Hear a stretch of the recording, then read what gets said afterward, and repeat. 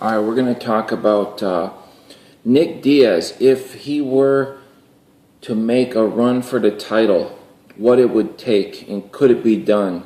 I'm making the video because I think if his mind was in the right place, if he was serious about doing this, that he could do it. I really do. And I think even if he were to fall short, he would still be successful at trying to get there. And if there's any time to do it, now's the time to do it. This is May 31st, 2015, when I'm filming this right now. Nick Diaz, I'm not exactly sure how old he is. He's in his 30s now, just in his 30s. So why not, Nick? Why not? He's already made a bunch of money, but you got to remember, once you're deep in your 30s, you're not going to be making any more money. The money that you had is going to start to run out in this. If there's any time to capitalize on making more money in mixed martial arts, aside from being a clown act, which we know Nick doesn't want to do. And Nick, if you're watching this video, which is a good chance you might, what made me think about this is, look at, if Robbie Lawler is going to fight Rory McDonald, he's already beat him once. There's a good chance he's going to beat Rory again.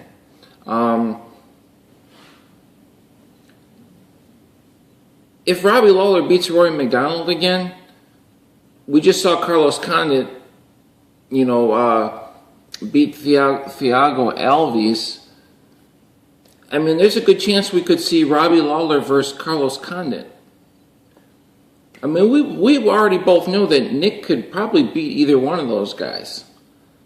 He's already beat him. He's beat Robbie Lawler before, and that's a long time ago. Anything could happen, but he pretty much beat Carlos Condit. I mean, can you imagine a 5-round fight rematch with Carlos Condit? Now, I don't like rematches, but that would be a title shot. Both those guys are older. Robbie Lawler's older. Not exactly sure how old Carlos Condit is, but it's not like it's he's fighting it's not like the champion's a 26-year-old, 27-year-old that's just in beast mode, like a John Jones type who's just in the peak of their career. These guys are kind of, Robbie Lawler, he's the champ, but how long is he going to be the champ? It's just a matter of time before he gets knocked out. He's just older. He's getting older. So, anyway, if Nick were to make a serious run for the title, okay, he probably could just train less. When he was in Strikeforce, 27 years old and just in beast mode, he was doing triathlons and doing all this. He could still train with that philosophy. Give your body a rest from MMA, go ride a bike. Give your body a rest from the bike, go running. But at his age, he actually could train less and benefit from it more. If you're going to go out for a 10-mile run, now you're going to go for a 3 or 4 mile run. You see what I'm saying? If he's smart and gets the right coaches around him, intelligent coaches that understand what is going on with your body when you're getting older and how to train. The boxing, there's just the endless like punching and punching and punching and punching. He probably doesn't need to do that. He still needs to train his boxing, but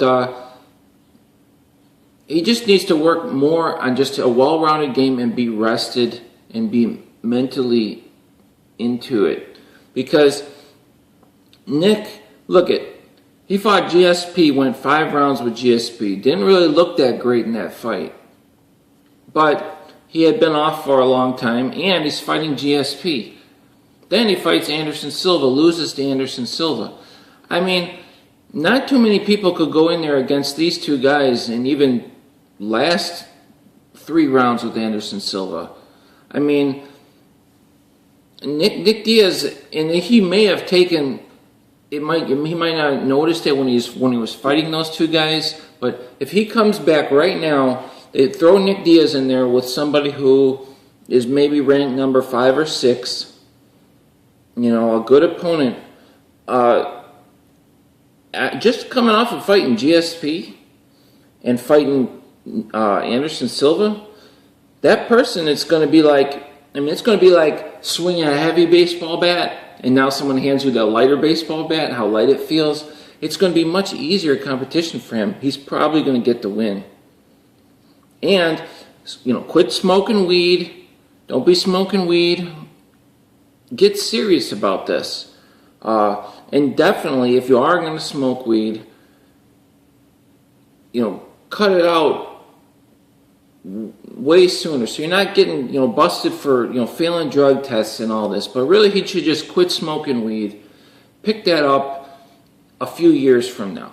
You know what I mean? If you want, quit smoking weed, get the right nutrition, start supplementing things that are going to boost your natural testosterone, rest, keep your testosterone high, and you know, Nick probably always should have been strength training more, lifting weights more.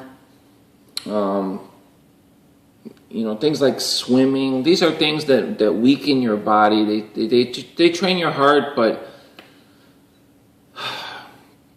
I don't really think you're going to get much out of that in relation to MMA. MMA, you're using your legs, you're using your bigger muscle groups in your body to pump blood to your heart. You're using those muscles in the water too.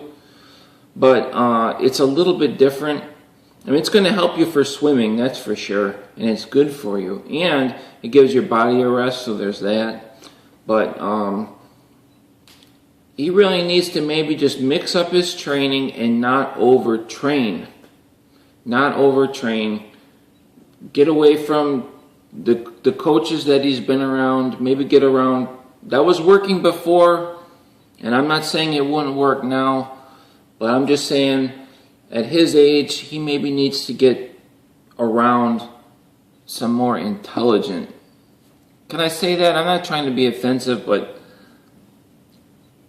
maybe somebody that thinks outside the box a little bit, and not somebody that's just going to have you just you know, box and box and box like when he was with Richard Perez. I mean, it's amazing how well that worked for Nick, and it's really cool that it did, but I mean, let's be honest. I mean, the guy could have got knocked out by Paul Daly. He could have got knocked out. He needed to maybe have that attitude, but be a little bit evasive. Just move around a little bit. Just incorporate some new things. You know, still maybe have the same structure, but just incorporate a little bit to where maybe every once in a while, boom, he just backs out. You know, throwing punches, boom, backs out. And then his opponent would be like, whoa, I didn't expect this. You know, just something, just mix it up. Still be Nick Diaz. Maybe, you know, work on his footwork. You know, you could be, if I were to train Nick, I would be working on balance, strength, and foot speed. There's a lot of foot speed drills, ladder drills, things that Nick could work on to make his feet a little bit faster. And we wouldn't even necessarily have to be with an MMA coach. He could go train with somebody that is just trained in speed and strength, and and it would be new for him. I'm sure he's been doing that stuff anyway, but he could actually get away. He could train his MMA, but he could actually build up his body and give him something new to do. I mean, it gets boring doing the same stuff over and over in training. And I think Nick may have just gotten a little bit burnt out. He was probably overtrained. And, I mean, he even said that himself. Like, you know, you're dieting down and you get overtrained, you get grumpy. So can Nick Diaz make a run for the title? I think he can. If there's any time to do it would be right now. He could literally come in, just take another fight in the UFC. Okay? Then maybe one more fight, and he could be looking at a title shot if he performs well. And I really do believe that he could beat guys in the division that are ranked number 5, maybe somebody ranked number 3. And then boom, they'll throw him in there for a title shot. I mean, we all know that Nick Diaz is a huge, it's a huge fight for the UFC to put on, and it'd be even more of a big fight if Nick Diaz just wins a fight or two against a decent opponent. And I really think that if he were to come in and fight a highly ranked opponent, that he'll win. I think he can. I think Nick can beat most of those guys. And it's just like, wow, like the thought of like Carlos Condit being champion, we know Nick can beat Condit. We know he can. And he just needs to get his head on straight. Nick, get your head on straight. Still be Nick Diaz. Still be yourself. But yeah, man. And heck, you're going to make more money. He's going to make more money than he made 10 years ago. Okay? He's going to have to train less. He's going to benefit more from training less. All those skills, his boxing skills, his jiu-jitsu, he just has to maintain those skills now. He doesn't have to train that stuff as hard. Man, I mean, we could really see a contender. I mean, he can still be a contender in the UFC. I do believe he can. And if his head is there, if he wants to do it. Because I don't think Nick has been that into fighting in recent years. He just kind of took these fights because they offered them to him. Especially the GSP fight. I think he was planning on being retired, and they offered him the GSP fight. And, but he noticeably did not look as fit, seem as on point. I mean, he seemed a little rusty. He didn't seem too rusty in the Anderson Silva fight. He actually looked pretty good. It's just Anderson Silva is just a big guy, you know, and he maybe clowned around too much, but